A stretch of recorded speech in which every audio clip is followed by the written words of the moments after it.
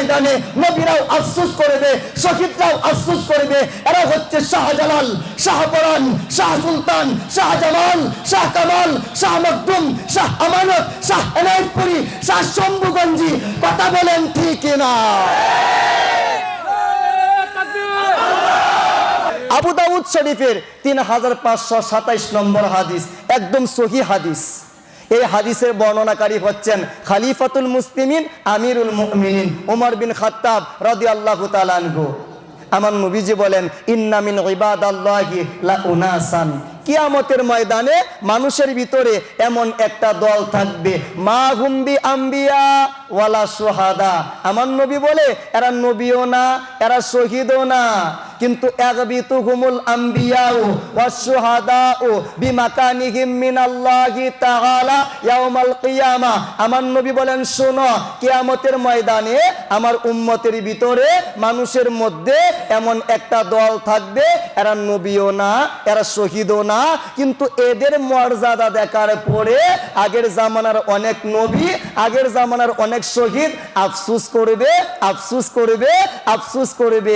সাহাবায়ে কেরাম অবাক, ইয়া রাসূলুল্লাহ, আপনার উম্মতের মধ্যে এমন একটা দল, মানুষের দল, যেই মানুষগুলা নবীও না, শহীদও না, কিন্তু এই মানুষের মর্যাদা দেখার পরে আগের জামানার অনেক নবী, অনেক শহীদেরা আফসোস করতে থাকবে।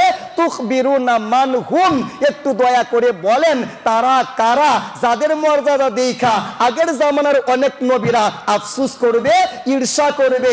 আমার নবী বলেন, হুম কওমুন তাহাব্বু বিরূহিল্লাহ, তারা এমন একটা জাত, এমন একটা গোষ্ঠী, এমন একটা দল, এই দলটা মানুষকে মহব্বত করবে একমাত্র আধ্যাত্মিক কারণে, রুহানি কারণে। বাংলাদেশের মুসলমান বরফের আব্দুল কাদের জিলানীকে মহব্বত করে জীবনে কখনো সাক্ষাৎ হয় নাই, একমাত্র আধ্যাত্মিক কারণে, রুহানি কারণে। বিশ্বের মুসলমান খাজা বাবা মাইনুদ্দিন চিশতি রহমাতুল্লাহ আলাইহি, উনাকে মহব্বত করে দেখা হয় নাই, সাক্ষাৎ হয় নাই, একমাত্র আধ্যাত্মিক কারণে, রুহানি কারণে।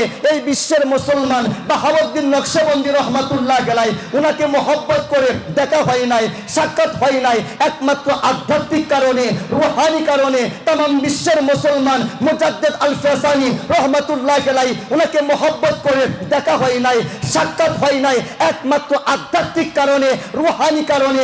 আমার নবী বলে, এমন একটা দল পৃথিবীর জমিনে আমার উম্মতের মধ্যে মানুষের মাঝখানে থাকবে, এদের মর্যাদা দেখার পরে এই পৃথিবীর জমিন নয়, কাল কিয়ামতের ময়দানে নবীরাও আফসোস করবে, শহীদরাও আফসোস করবে।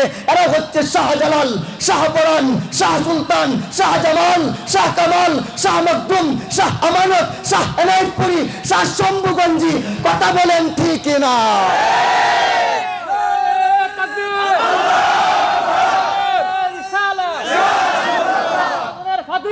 জিন্দাবাদ, জিন্দাবাদ, জিন্দাবাদ, জিন্দাবাদ, জিন্দাবাদ, জিন্দাবাদ, জিন্দাবাদ, জিন্দাবাদ।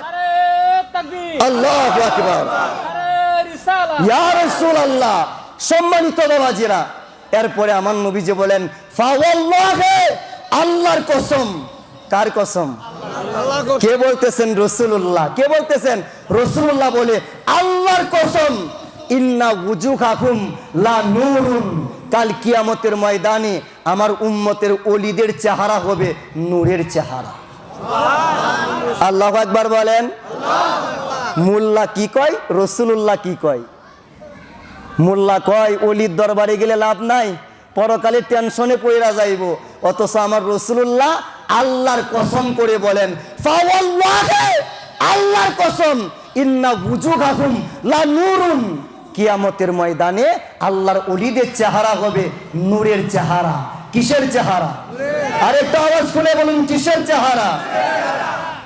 নূরের চেহারা। বলেন না, কিসের চেহারা?